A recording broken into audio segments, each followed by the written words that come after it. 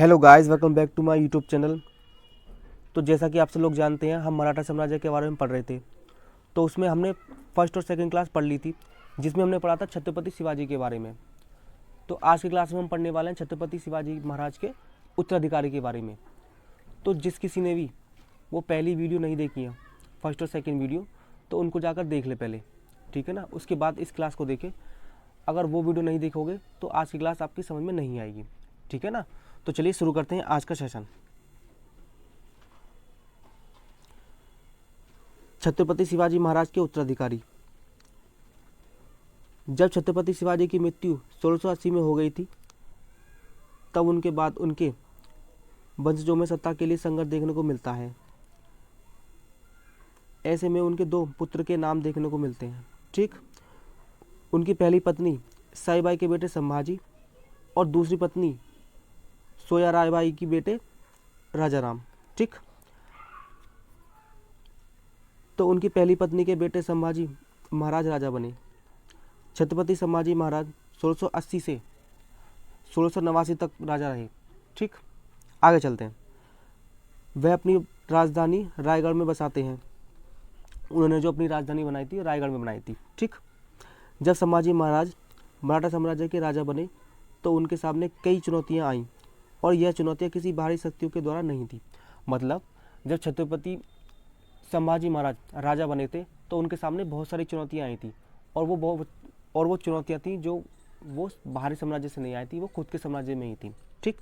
आगे चलते हैं।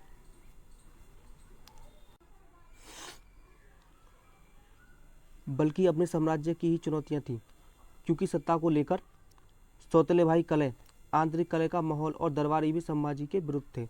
मतलब जो उनके सौतेले भाई थे वो, और उनके दरबारी वो भी उनके विरुद्ध थे, मतलब संभाजी महाराज के विरुद्ध थे, ठीक। आगे चलते हैं।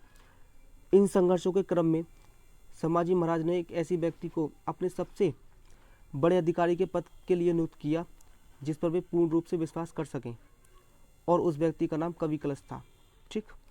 ये आपको याद रखनी है, ये बात, ये इंपॉर्टेंट है, ठीक है। आगे चलते हैं। बाद में एक घटना होती है। उस समय मुगल वंश पर मुगल शासक औरंगजेब शासन करता था, मतलब कर रहा था, और उसका एक पुत्र था जिसका नाम अकबर था। उसने अपने पिता औरंगजेब के विरुद्ध विद्रोह कर दिया था, और विद्रोह करने के क्रम में वह मराठा क्षेत्र में आ जाता है और संभाजी महाराज से शरण मांगता है, ठीक। आगे चलते हैं। तो चलिए अब देखते हैं 1679 का संगमेश्वर का युद्ध, ठीक। मुगल सेनापति मरकब खान ने संभाजी महाराज और कवि कलश को बंदी बना लिया, और 11 मार्च 1689 को औरंगजेब ने छत्रपति संभाजी महाराज और कवि कलश की बड़ी क्रूरता के साथ हत्या कर दी, और बाद में संभाजी महाराज के बेटे साहू महाराज को भी बंदी बना लिया। उसके बाद मराठा साम्राज्य के राजा राजाराम बने, जिसका कार्यकाल 1689 से 1700 तक था, ठीक। राजाराम 1689 में मराठा साम्राज्य की सत्ता संभाल लेते हैं, और राजाराम को यह आभास था कि मुगल मराठा साम्राज्य को अपनी अधीन करना चाहते हैं। इसलिए राजाराम द्वारा रायगढ़ की राजधानी स्थानांतरित करके सतारा को मराठा साम्राज्य की राजधानी बनाया गया था, ठीक। चलिए आगे चलते हैं। राजाराम के पास पूरा मराठा साम्राज्य शासन करने के लिए होता है, परंतु वह मुगलों के कारण अपना साम्राज्य को ज़्यादा विस्तार नहीं दे पाते हैं, ठीक। और बाद में 1700 में राजाराम की मुगलों से संघर्ष करते हुए मृत्यु हो जाती है। उसके बाद राजाराम के बेटे शिवाजी द्वितीय राजा बने, जिसका शासनकाल 1700 से 1707 तक था, ठीक।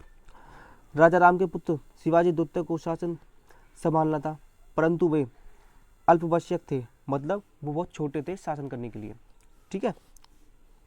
तो राजाराम की मृत्यु के बाद उनकी विधवा पत्नी ताराबाई अपने 4 वर्षीय पुत्र शिवाजी द्वितीय का राज्याभिषेक करवाकर मराठा साम्राज्य की वास्तविक संरक्षिका बन गई। चलिए आगे चलते हैं अब।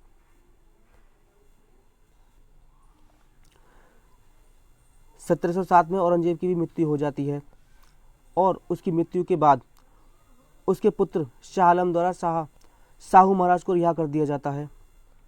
जब साहू महाराज मुगलों की कैद से रिहा होकर वापस मराठा साम्राज्य में आए तो उन्होंने सत्ता वापस लेने के लिए महारानी ताराबाई के साथ खेड़ा नामक स्थान में संघर्ष किया और इस संघर्ष में शाहू महाराज की विजय हुई और इस प्रकार शाहू महाराज को मराठा साम्राज्य की सत्ता वापस मिल गई। फिर आगे क्या होता, चलिए आगे देखते हैं। फिर यहाँ से मराठा साम्राज्य को 2 भागों में बंट गया, मतलब यहाँ से अब मराठा साम्राज्य 2 भागों में बंट जाता है, ठीक है ना। चलिए आगे पढ़ते हैं।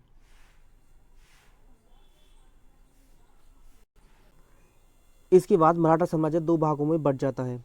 सतारा, जिसे शाहू महाराज ने महारानी ताराबाई से संघर्ष करके जीत लिया था और वे वहाँ से अपना शासन चलाते हैं, और शाहू महाराज से हारने के बाद शिवाजी द्वितीय कोल्हापुर से अपना शासन चलाते हैं, ठीक है।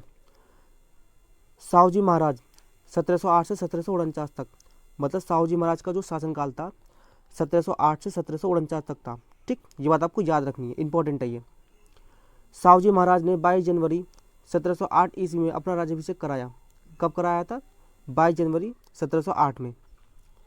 हमने मराठा साम्राज्य के प्रशासन में पेशवा पद की चर्चा की थी, मतलब हमने जो चर्चा की थी पहले कि शिवाजी महाराज के समय में अष्टप्रधान थे, तो जिनमें सबसे ऊंचा पद था किसका? पेशवा का होता था। तो उसके बारे में अब हमें पढ़ना है, ठीक है। यह पेशवा पद शाहू महाराज के शासन के समय धीरे धीरे बहुत प्रभावशाली हो गया था। इसके काल को ही पेशवाओं का काल कहा जाता है, ठीक। किसके काल को? शाहू जी महाराज के काल को, ठीक है। तो चलिए आज के लिए सिर्फ इतना ही, कल फिर मिलते हैं अगली क्लास में। जब तक के लिए थैंक यू।